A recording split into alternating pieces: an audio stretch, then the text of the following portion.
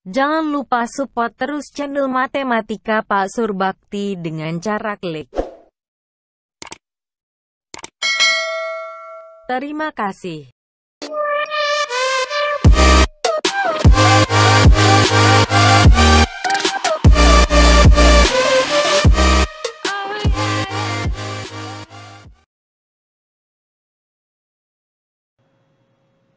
Selamat bertemu kembali pelajar smart di seluruh Indonesia di channel Matematika Pak Surbakti. Pak Surbakti ucapkan selamat datang dan selamat belajar kembali di channel ini. Pada kesempatan kali ini Pak Surbakti akan kembali mengupdate bocoran prediksi soal tes potensi skolastik yang kita ketahui bersama menurut edaran surat panitia LTMPT nomor 11 tertanggal 6 April ya, bahwasanya untuk UTBK SBMPTN 2020 itu hanya memuat materi tes potensi skolastik atau TPS, di mana TPS itu dibagi menjadi 4 submateri ya. Yang pertama penalaran umum, pemahaman bacaan, pengetahuan umum, dan pengetahuan kuantitatif. Di dalam kesempatan kali ini Pak Surbakti akan memberikan bocoran-bocoran soal prediksi ya, yang kami yakini 100% keluar di dalam UTBK 2020, yakni materi mengenai perbandingan atau pengetahuan kuantitatif ya. Dalam hal ini yang akan kita bahas adalah soal-soal yang menyangkut logika dasar dan matematika dasar, analisis kecukupan data, dan analisis perbandingan dua nilai. Baik, kita masuk soal yang pertama. Diketahui 1/5 lebih kecil dari X/5 dengan X adalah bilangan bulat. Manakah hubungan yang benar antara kuantitas V dan Q? Berikut berdasar informasi yang diberikan. Kalau kita perhatikan di dalam tabel, V itu adalah nilai terkecil untuk X dan Q itu nilainya sama dengan 3. Tentunya untuk melihat perbandingan kuantitas antara V dan Q, kita harus menentukan terlebih dahulu nilai X. Jadi dari pertidaksamaan 1/5 ya, 1/5 lebih kecil dari X/15, maka kalau kita sederhanakan ya, kita kali silang, ini sama dengan 15/5 tentunya lebih kecil dari X, atau 15/5 sama dengan 3 lebih kecil dari X. Dari pertidaksamaan 3 lebih kecil dari X, maka dapat kita simpulkan tentunya X lebih besar dari X lebih besar dari 3, tentunya nilai yang ekivalen. Jadi kita perhatikan kalimat, karena X adalah bilangan bulat ya. Karena X adalah bilangan bulat. Ya, karena X adalah bilangan bulat, maka nilai terkecil X ya, maka nilai terkecil ya, terkecil untuk X tentunya adalah bilangan 4, karena diberikan syarat bahwasanya X adalah bilangan bulat. Jadi untuk X sama dengan 4 itu berarti maka P sama dengan 4 ya. Jadi untuk X sama dengan 4 maka P sama dengan P sama dengan 4. Oke. Jadi kita perhatikan karena kita perhatikan karena Q sama dengan 3, tentunya yang dapat kita simpulkan ya, maka tentunya yang dapat kita simpulkan P lebih besar dari P lebih besar dari Q. Jelas ya? Jadi opsi yang tepat untuk bentuk soal seperti ini adalah opsi C.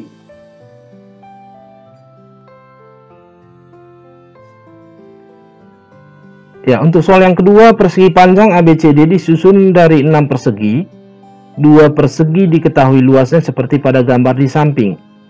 Perbandingan luas daerah persegi terkecil dengan terbesar di dalam persegi panjang ABCD adalah opsi jawaban A 1/7, B 1/16, C 1/45, D 1/49, dan E 1/64. Jadi kalau kita perhatikan ini merupakan analisis gambar ya. Jadi ini termasuk kategori soal yang sangat mudah di dalam tes UTBK.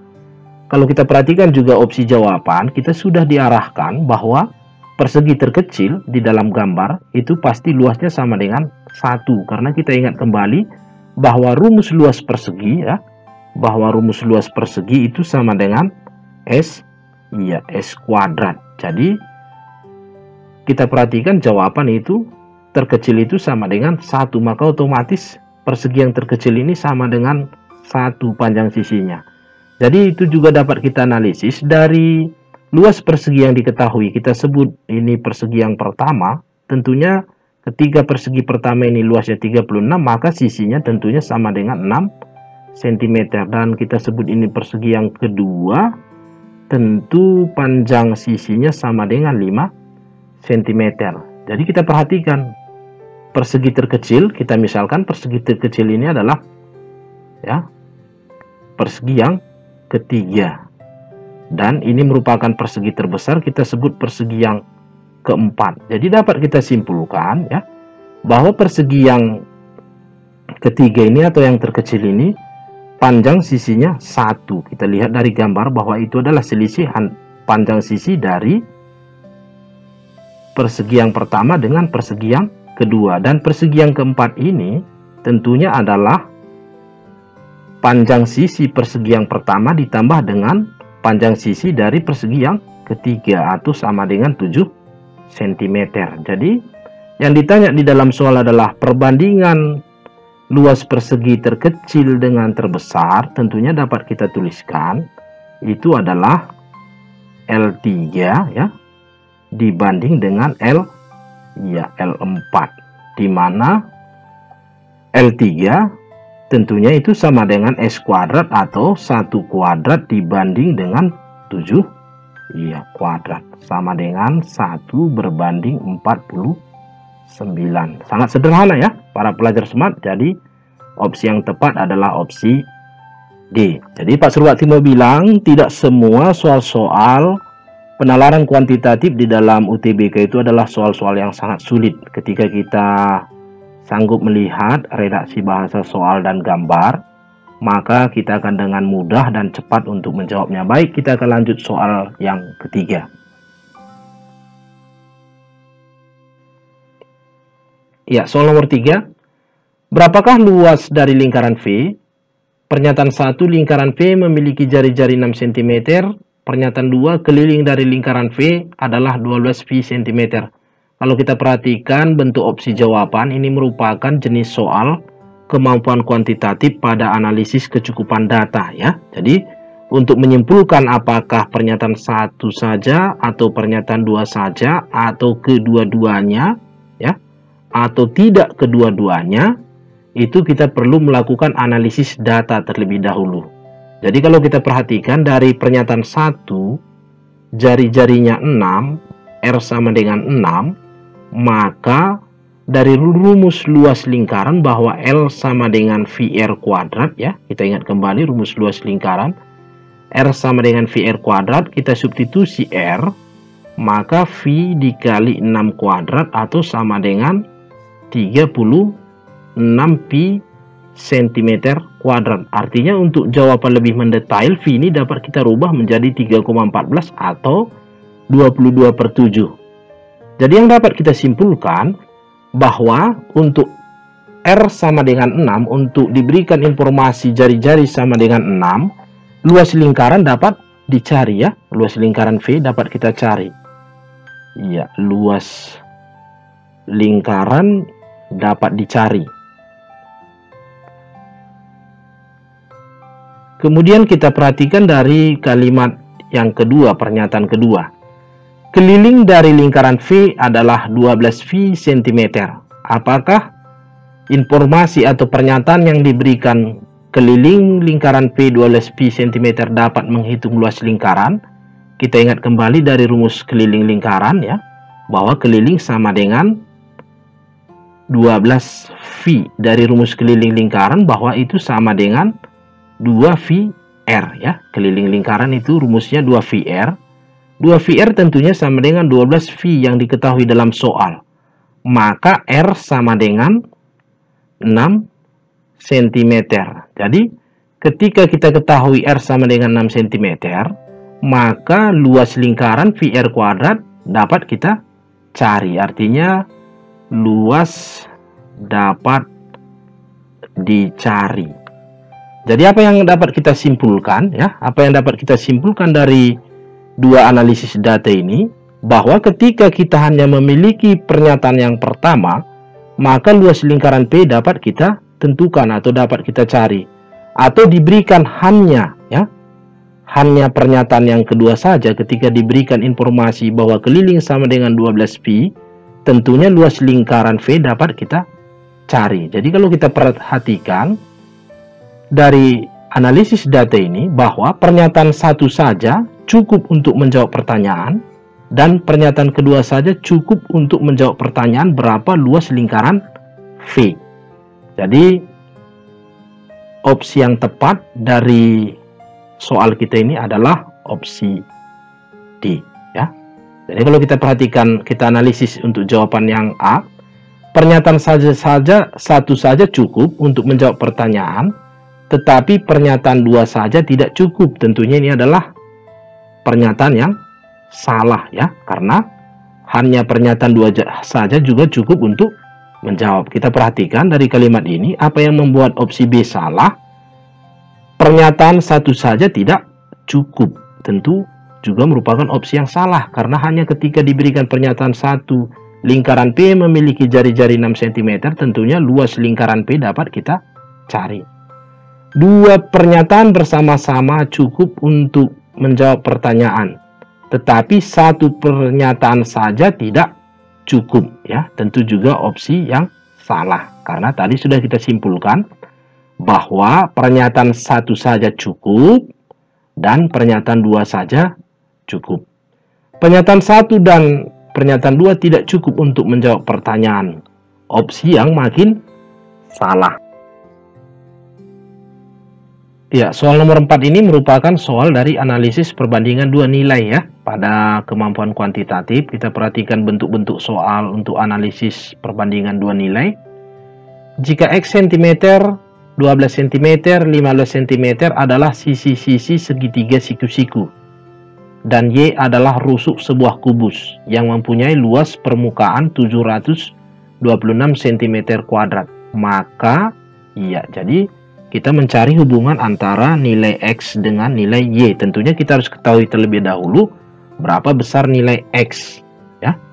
Jadi dari kalimat segitiga siku-siku ya, dari kalimat segitiga siku-siku diberikan sisi-sisinya adalah X, 12, 15. Tentunya kita ingat kembali bahwa 12, 15 ini akan membentuk triple Pythagoras ya. Triple Pythagoras, maka X tentunya itu sama dengan X sama dengan 9 ya. Dari mana 9? Dari triple Pythagoras ya.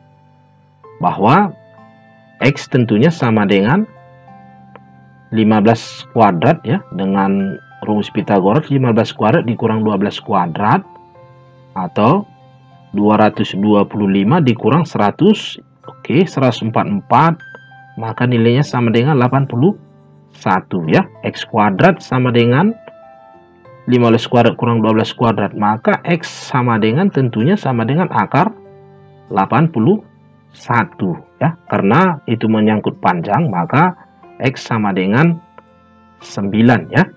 Ingat, menghilangkan tanda kuadrat sama dengan artinya menarik tanda akar, tapi biasakan itu plus minus. Tapi karena kita berbicara panjang sisi segitiga, tentu panjang tidak pernah negatif, maka nilai yang memenuhi adalah 9. Kemudian kita perhatikan kalimat bahwa Y adalah rusuk sebuah kubus. Rusuk sebuah kubus. Kita ingat luas permukaan kubus ya. Luas permukaan kubus itu tentunya sama dengan 6 kali luas sisi-sisinya, di mana sisi-sisinya berbentuk persegi. Luas persegi itu sama dengan X kuadrat, sehingga rumus luas permukaan kubus dapat kita tuliskan 6 kali sisi kuadrat ya, 6 kali sisi kuadrat. Jadi kita perhatikan Y adalah rusuk kubus ya. Jadi rusuknya sama dengan Y. Maka dapat kita simpulkan dari kalimat Y adalah rusuk kubus yang mempunyai luas permukaan 726 cm², maka dapat kita simpulkan 6Y kuadrat, kita ganti S dengan Y karena Y merupakan rusuk ya, itu sama dengan 726 total dari luas permukaan kubus tersebut. Atau dapat kita simpulkan Y kuadrat tentunya sama dengan 726 dibagi 6 itu sama dengan 100 ya 121. Maka Y tentunya sama dengan akar dari 121 atau sama dengan 11 ya. Karena rusuk selalu positif ya. Ingat kembali di dalam matematika menghilangkan tanda kuadrat sama artinya dengan menarik tanda akar, tandanya harus plus minus. Karena ini merupakan rusuk kubus, rusuk tidak mungkin negatif ya, atau rusuk selalu bernilai positif. Jadi dari analisis data ini ya, nilai di mana X sama dengan 9 dan Y sama dengan 11 yang dapat kita simpulkan adalah tentunya X lebih kecil dari Y ya. Ketika X lebih kecil dari Y, ini juga memberikan makna ya, Y tentunya lebih besar dari X ya. Jadi opsi yang tepat adalah X lebih kecil dari Y atau opsi A. Ya, soal yang kelima ini merupakan soal analisis diagram ya, diagram lingkaran. Kalau kita perhatikan kalimat soal, berikut adalah data jumlah alat transportasi umum di Kota Bunga Seroja pada tahun 2014 ya. Kalau kita perhatikan, angkot X derajat, taksi 66 derajat, becak 80 derajat, delman 40 derajat, ojek 124, dan bus 18 derajat. Yang ditanya dalam soal, berapa persen jumlah alat transportasi umum bermotor yang beroda lebih dari 3? Tentunya alat transportasi umum yang beroda lebih dari 3 pada diagram lingkaran tersebut tentunya yang pertama adalah angkot ya. Angkot, kemudian taksi ya, ini beroda 4, dan bus ya. Jadi untuk becak itu biasanya beroda 3 ya, beroda 3, delman beroda 2, dan ojek tentu juga beroda 2. Jadi yang diminta dari soal lebih dari 3, beroda lebih dari 3. Tentunya untuk menghitung persennya kita harus terlebih dahulu mengetahui untuk angkot ini itu berapa derajat ya. Artinya X untuk angkot X derajat itu tentunya kita peroleh dari satu putaran penuh 360 derajat dikurang dengan jumlah dari taksi, becak, delman, ojek, dan bus ya, dikurang 66 ditambah 80 ditambah 40 ditambah 124 ditambah 18 derajat ya. Ya, artinya kalau kita jumlahkan ini secara keseluruhan itu jumlahnya sama dengan 320 ya, 328 ya, 328. Sehingga untuk angkot itu sama dengan 32 derajat. Jadi persen derajat tentunya dapat kita hitung ya.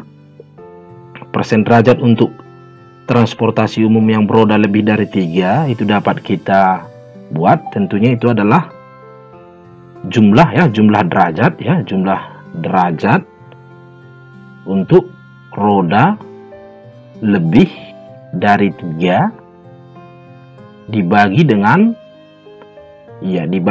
derajat keseluruhan atau satu lingkaran penuh ya, dibagi dengan derajat keseluruhan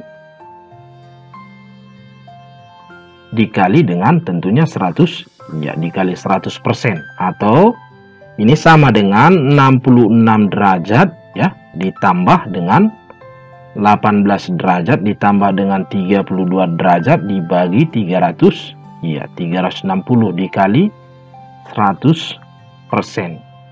Atau kalau kita jumlahkan ini hasilnya sama dengan 116 derajat per 360 derajat kali 100%. Atau iya, sama-sama dibagi dengan 4 ya. Sama-sama kita bagi 4 tentunya. 116 bagi 4, 29 per 90 ya. 360 bagi 4 dikali dengan 100. Oke, 100%. Atau sama dengan 290 ya, dibagi dengan 9. Itu sama dengan tentunya 32,22%. Iya, jadi persen jumlah alat transportasi umum bermotor yang beroda lebih dari 3 adalah 32,22% atau opsi D. Demikian prediksi soal UTBK SBMPTN untuk tes potensi skolastik yang dapat kami berikan. Besar harapan kami pelajar smart tetap menantikan prediksi-prediksi baru dari channel Matematika Pak Surbakti.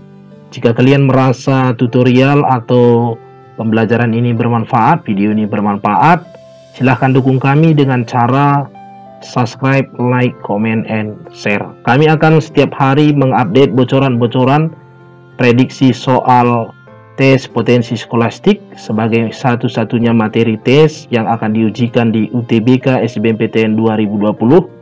Besar harapan kami kehadiran channel Matematika Pak Surbakti dapat mewujudkan impian para pelajar smart untuk meraih PTN impian di tahun ini. Selamat belajar, salam smart dari channel Matematika Pak Surbakti. Sampai bertemu kembali.